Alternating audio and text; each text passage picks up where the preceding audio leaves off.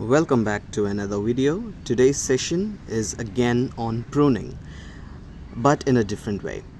So here in my rose garden, what I see is a lot of new growth happening, and every new growth ends up with a bud. This stage we call it budding.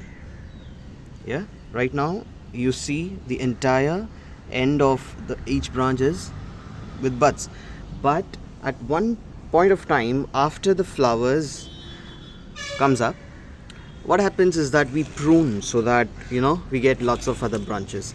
But then accidentally what happens is that we end up with this kind of dead ends. All right, dead ends as such, I have pruned it a bit as well. So this is one of the dead head. What you see here, it either goes to rot or it just stops. So one among the deadheads are these, where the ends just comes up with leaf and there is no blooms as such. So for a month or so, what I see here is there is no growth here, right? That's the dead end of the growth there.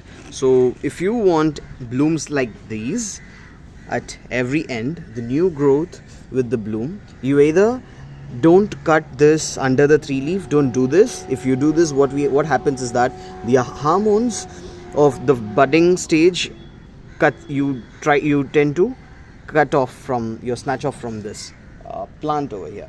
For example, here there was a flower, and then I just cut the flower once it gets old, and then you get new growth underneath the flowers. So for example, here you have the flower, just right there underneath you get extra bloom. So here is the part, this is the part where you have that the hormones to flower.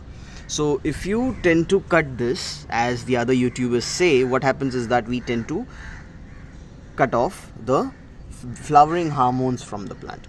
But then it is good as well, because we get new shoots underneath that, right? So underneath that you get new shoots, which we call it as basal shoots, which is thick, and then you come up with the bud again.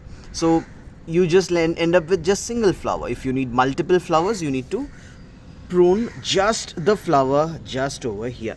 So this is an old one, and I'm waiting for these to pop out. Once this growth comes up, I'm going to chop off this, deadhead this flower here, so that I get extra blooms. So for today is just this, that whenever you come across such kind of things like these, you need to start pruning, which we call it soft pruning, and then you get multiples of blooms just like these. These are one of my favorites. Alright, see you all in another video. If you have doubts, let me know in the comment section below. Happy gardening.